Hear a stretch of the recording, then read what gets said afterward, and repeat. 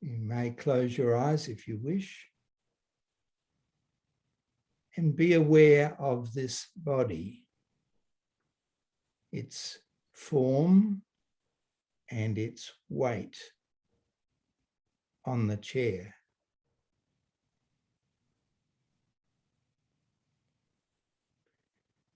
Aware of the pressure of the clothes on the skin. The movement of air gently across the face and between the fingers.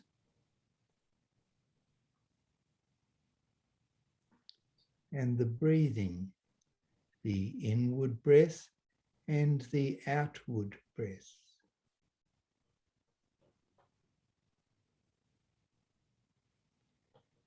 Be aware of the space occupied by this body. The space in this room or this area.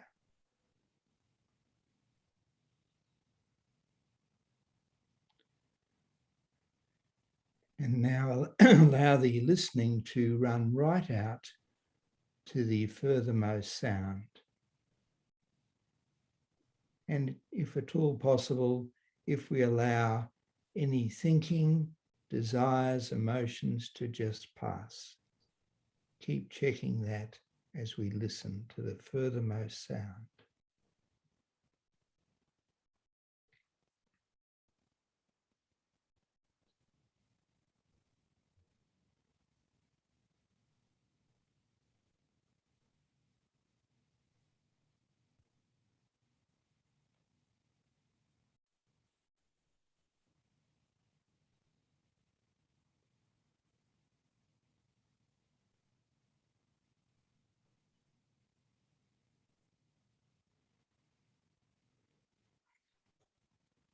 Good.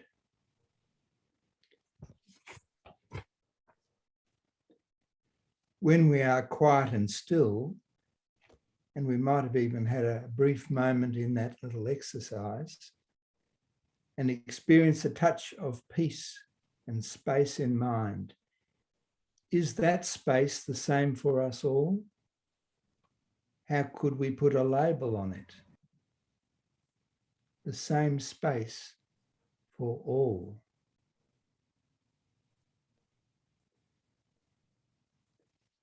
Speaking of meditation, and that exercise, as many know, is an introductory exercise to meditation in the fullness of time. So meditation was introduced to the School of Philosophy and Economic Science in 1965 by a man of great intellect. Since then, many thousands of students have been initiated into meditation and practice it daily, thousands and thousands.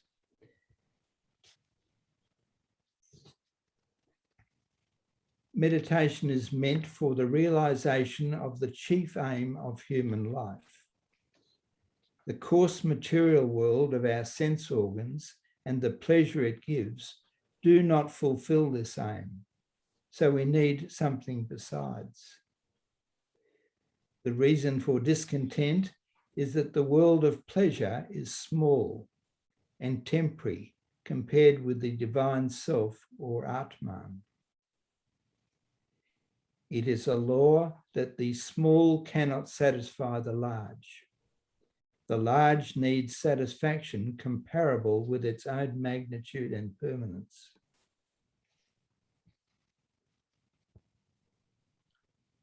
And we're certainly aware of a lot of discontent around us, not everywhere, fortunately.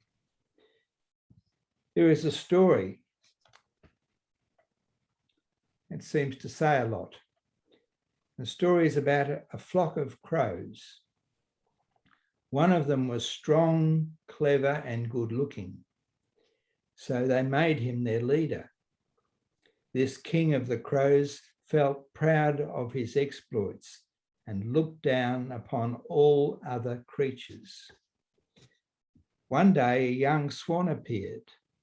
The crows assembled around the swan and asked him if he knew about the great deeds of their king. He pleaded ignorance and wished to see their king. The king crow appeared and asked the swan about different types of flight. The swan, in his simplicity, said he knew only one style. The king crow then embarked on an exhibition of his 101 styles of flight. Having performed his acrobats, he asked to see the art of the swan. The young swan took off in a graceful, gentle, and natural flight, and as usual increased his speed only gradually. Since the crow was small and swift, he flew fast, and realizing that the swan was left behind, he came back to cheer him up. The swan gradually increased his speed, and it was not very long before the crow was tired and trembled and eventually fell into the sea. The swan came down and rescued the crow and helped him back to his flock. The crow then became ashamed of his pride and thanked the swan for his modesty and magnanimity. You see, the swan lived a natural life while the crow occupied himself in acrobats and cleverness. The ultimate victory goes to the natural, steady, still, and simple man or woman, while the clever and smart waste their energy in trifling pursuits that only lead to their destruction.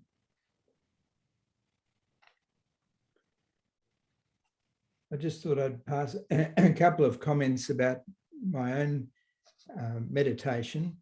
I was introduced to meditation nearly 40 years ago, and someone at the time who'd been meditating many years said, "This will transform you." And I thought to myself, I'm not a disbeliever, particularly of wise people as I understand them to be, but I took that and thought, well, I'll wait and see. My goodness, he was spot on. And I also realized there's so far to go yet, so far to go. But so there's been an ever-growing peace, more able to be focused in on what is in front of one, greater stillness, more fine energy, happier, and appreciating more the sweetness of life. So that's what's been experienced here. Lovely. It's kind of more like coming home. All religions have as their aim the achievement of happiness or bliss. The differences in religions are not to be found in their aim, but in their rituals. And behind these rituals, there is much commonality. So there's really a unity in all religions. There's a unity everywhere, for that matter, everywhere. And there's to finish off, there's a sage's early morning prayer, which says so much. May all be happy. May all be without disease. May all creatures have well-being, and may none be in misery of any kind. May peace and peace and peace be everywhere. Thank you. And just to repeat again our theme for today, go beyond difference and remember the still silent space where everything is one. Go beyond difference and remember the silent space where everything is one. And that means what it says, everything is one. So, thank you all very much. And I believe Mr. Farndell will be speaking now. Good.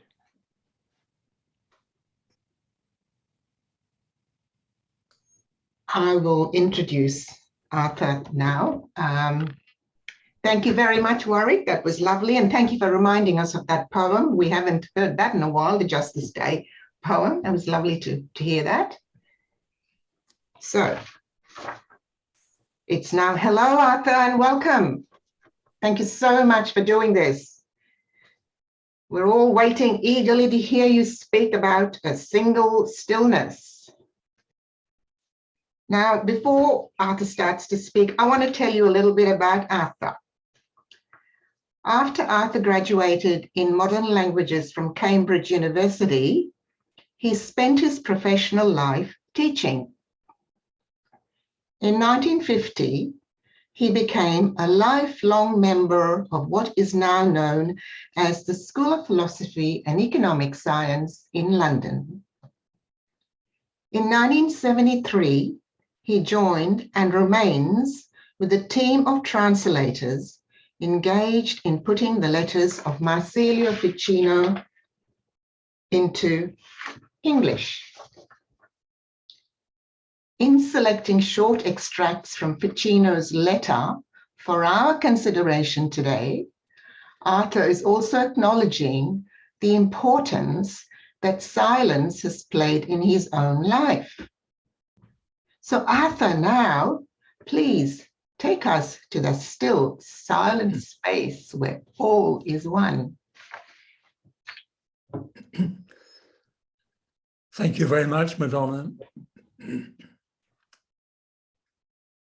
I'd also like to thank Mr. Warwick Brewster, Mrs. Marita Brewster, Mr. John Jepson, Mrs. Elizabeth Edmonds,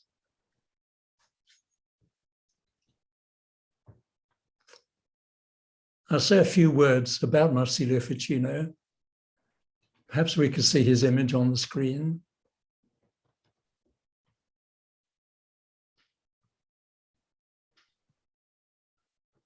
Marsilio was born in 1433 in Italy, and his physical life ended in 1499. He was a great scholar, correspondent, translator, musician, doctor, priest. For our purposes today, we look upon Marsilio Ficino as one who contacted in his own life this single stillness where everything is one. We're going to contemplate 12 short statements made by Marsilio Ficino. Each statement will be on the screen for 3 minutes. I shall read it when it appears, and then it will remain for 3 minutes, and we just stay with the words of Ficino in contemplation. And then the next extract will appear. I'll read that. That will also stay for 3 minutes. And so we go through the 12 extracts in this way. So Marita, we could begin with the first one, please.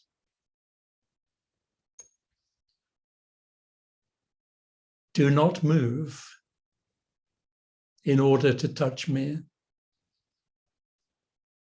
for I am stillness itself.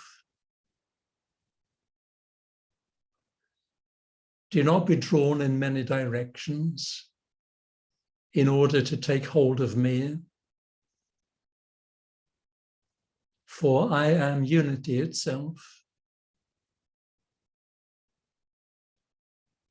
Stop the movement,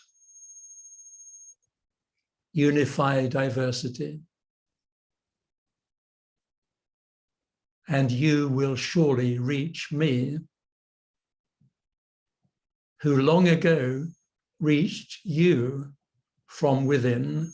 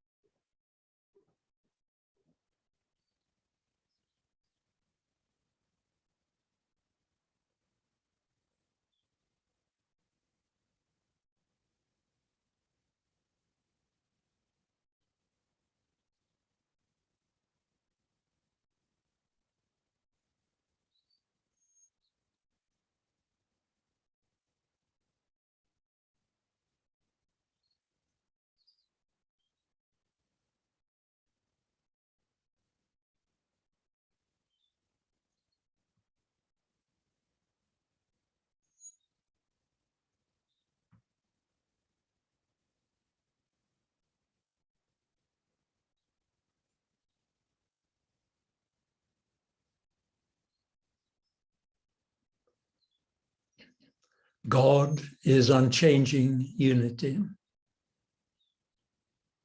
a single stillness.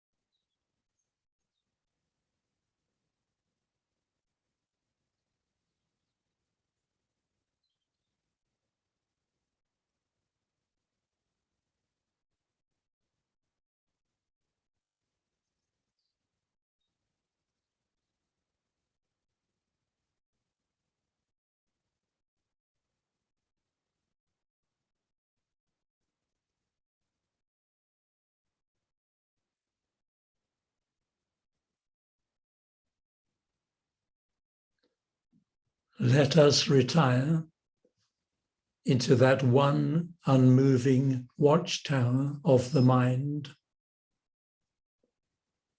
where, as Plato says, the unseen light will shine unceasingly upon us.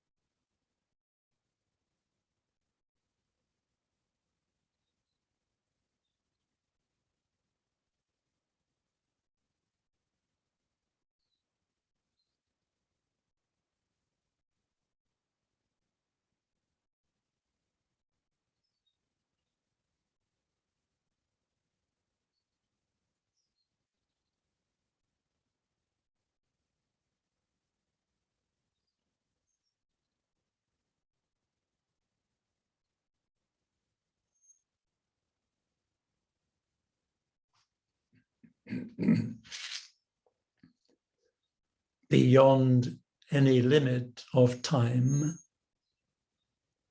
God sheds light into the mind, which now rises from the currents of time to the stillness of eternity.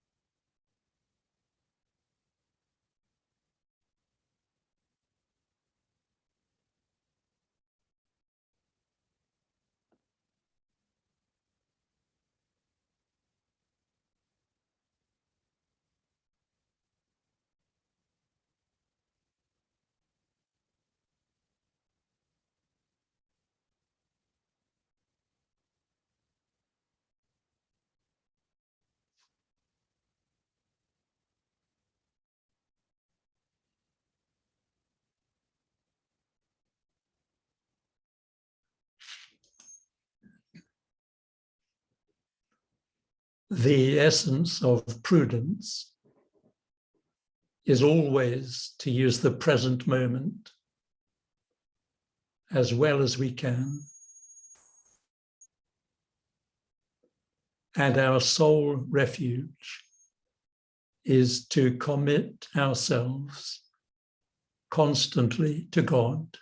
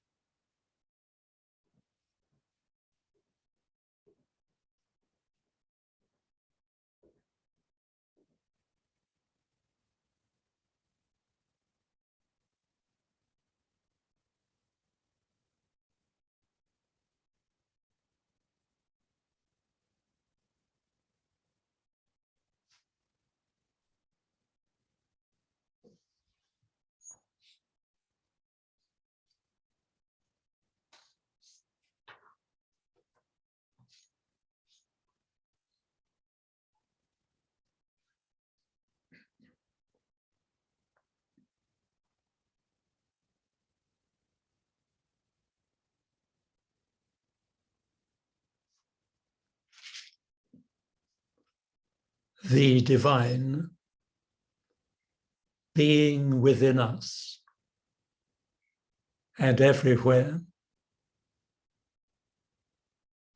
is comprehended in stillness, leisure, and peace.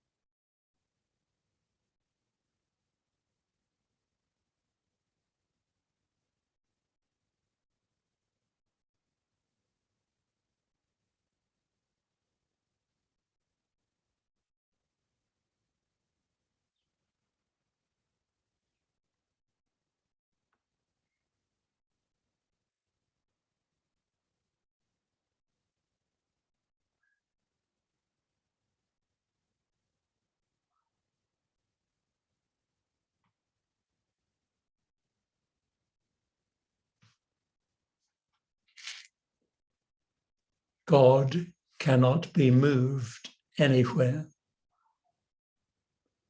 since for him there is no external space.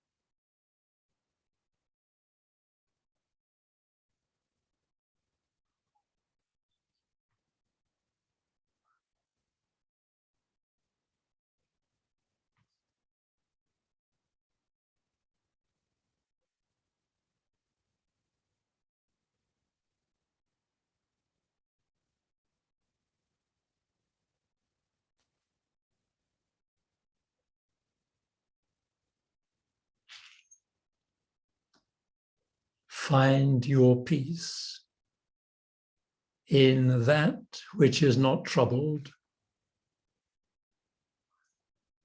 and in peace you will live.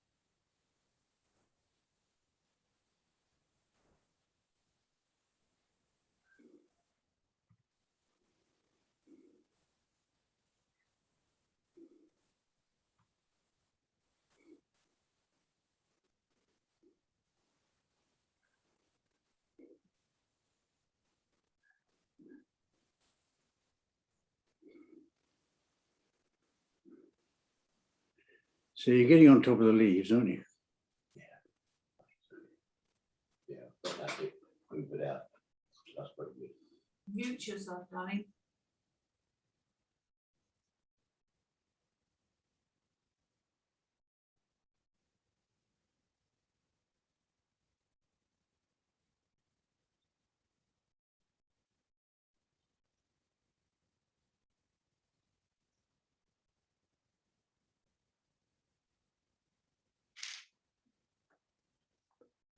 A true and abiding union of many cannot be accomplished except through the eternal unity itself. But that true and eternal unity is God Himself, who alone is true simplicity and boundless power.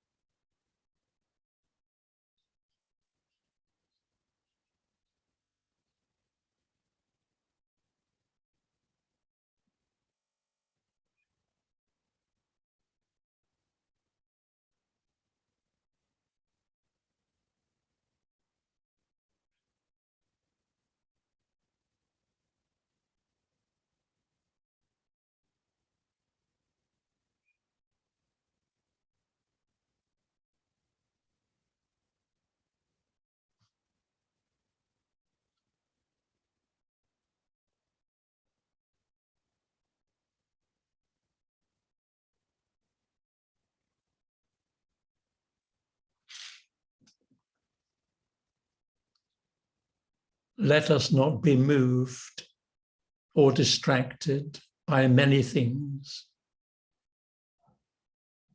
but let us remain in unity as much as we are able, since we find eternal unity and the one eternity, not through movement or multiplicity, but through being still and being one.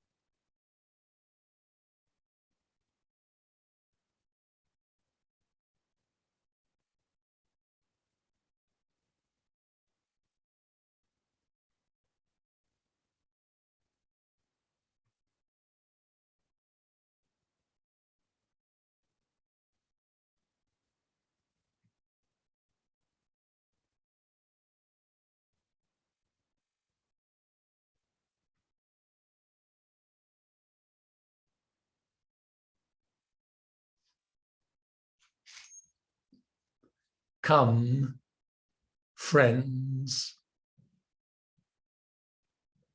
let us rest in that which never recedes,